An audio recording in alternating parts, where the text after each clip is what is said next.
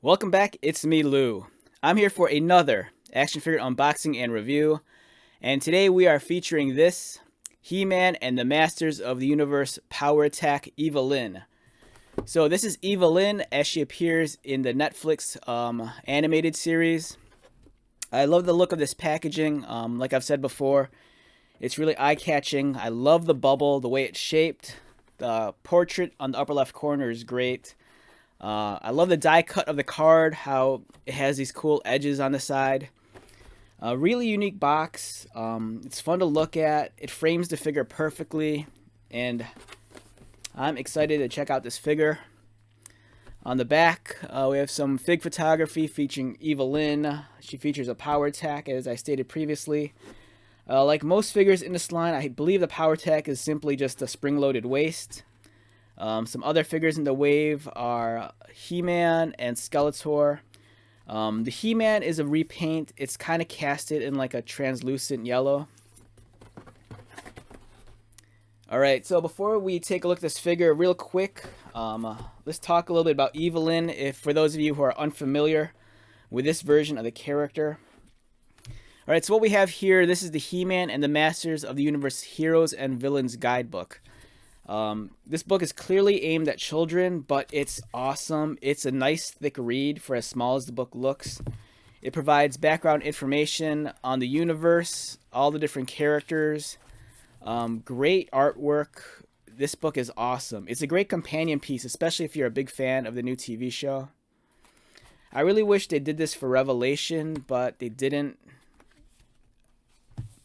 Alright, real quick, let's take a look at Evil-Lyn. Alright, so we have Evil-Lyn over here. A talented word witch who casts spells by speaking. Evelyn once held the coveted title of King Randor's court magician, but she was obsessed with the legends of the power of Grayskull. Finding the castle and accessing its power was all she could think about, and she grew frustrated by Randor's refusal to even discuss the subject. She sought someone bold enough to seize Grayskull's power, someone just like Prince Keldor. Alright, so this is an awesome book. It's cool that they give background information on the characters, and they do everything from like running through their names, their titles, their weapons, their power symbol, all sorts of weird fun stuff. Like if you're a kid, this is the kind of like information you like obsess over. So the version of Evil-Lyn that we're getting here in figure form is the one right here. This is her in her Dark Master form. So at the beginning of this series, if you remember, she's this Evelyn. But then in her Master form, she's Evil-Lyn. And here she kind of has the wings on her crown, and it kind of has that celestial design.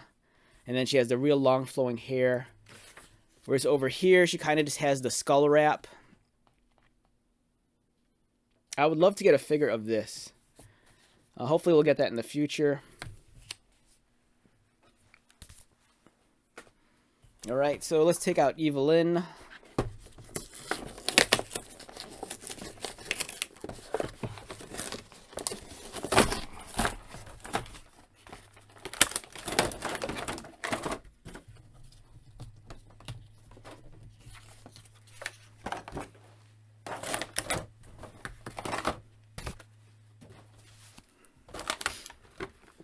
Okay, so first impressions of this action figure while it's still in the tray.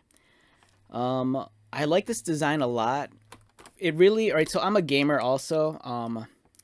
So video games, especially fighting games, have been a big part of my life, like especially way back in the day. And when I look at this costume or this version of Evil-Lyn, it really reminds me of the old fighting game Darkstalkers or Night Warriors produced by Capcom.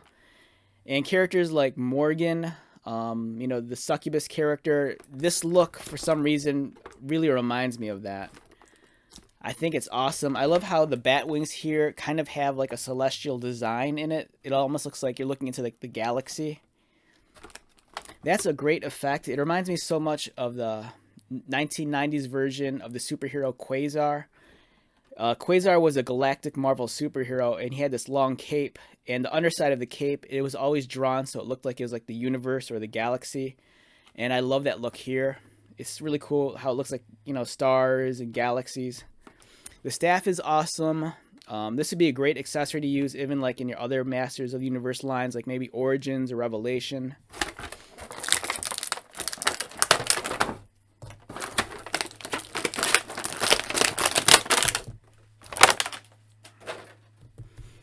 Wow, this is a really nice figure. The only downside with this line of toys is the articulation, but I think looking past the articulation, the sculpting is really well done. The paint application is really done. Yeah, I'm slipping over my words. The articulation is very limited, but the paint application is really well done, as is the sculpting.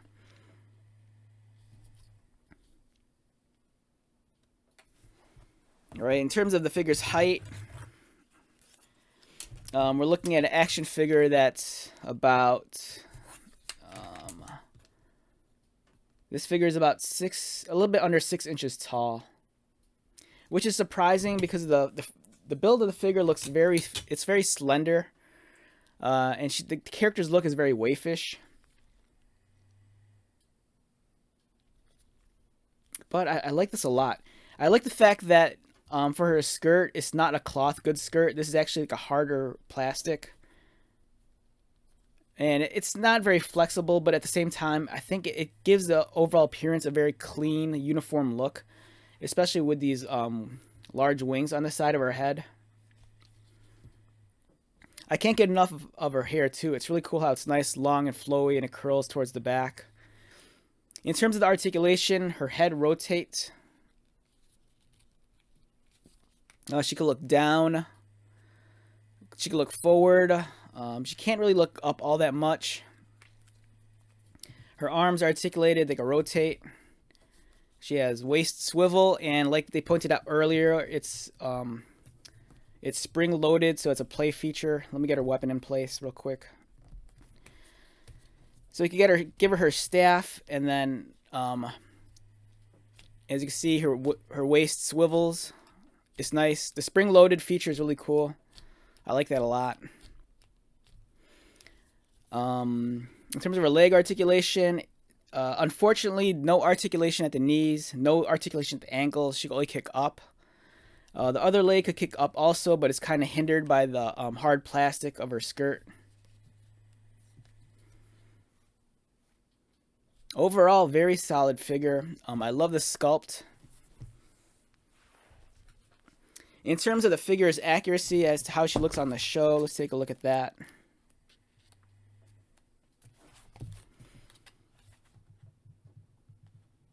Yeah, so they do a really good job of recreating her look here. One of the differences, it looks like, yeah, there's some difference in her costume here. So for her top here, she has a collar, and then she has broad straps towards the top of her shirt. Whereas here, her top is more strapless, and then she just has a wrap around her neck. So the figure here is actually it's kind of exposing more flesh than the one than the actual figure, which it doesn't bother me that much. But for the most part, it still retains, I want to say at least 99% of this design, with the exception of how her chest is colored. Just because it's here, they're kind of covering up her cleavage, whereas this one, her cleavage is a little bit more out. They could have been a little bit better about breathing more life into her expression. Her expression is very neutral. And all the imagery that we see of her in the show, she's so much of her personality comes through her eyes and through her smirks and smiles. Yeah, so her looks a little bit kind of neutral, but it's all right. So if I had to rate this figure on a scale of 1 to 10, I'd probably give it... All right, keep in mind this is a basic toy, and the articulation is very limited. So barring those qualities and just judging the figure in terms of its quality and what it does provide for us, I'm going to say this figure is at least, for me, a 7.5 at the highest, 7 at the lowest. It's just very shy away from an 8 in my opinion. This is for me one of the more memorable figures in the line. It's so unlike some of the other characters like He-Man and Skeletor. They're such big, bulky characters, and I love that. But it's cool that on the opposite end of the spectrum, we get a much smaller, slender character. And even though her facial expression is very neutral, I just love the fact that her costume by itself has so much personality. So yeah, great figure overall. If you're into the new cartoon and you're into this line, I definitely do think you need this figure. You know, much like every Masters of the Universe toy line, it seems like we're always, you know, plagued with a lot of Skeletors, a lot of He-Mans. So it's nice to be able to round out your collection with different characters, especially important keynote characters like Evil-Lyn here. Alright, with that being said, let's wrap up this video. Once again, my name is Lou. Thank you so much for checking this out. If you are new to my channel, welcome. If you are a returning subscriber or viewer, thank you so much for continued likes, comments, and support. I greatly appreciate it. So until the next video, be safe, take care of yourself, and most importantly, be happy. And I will talk to you later.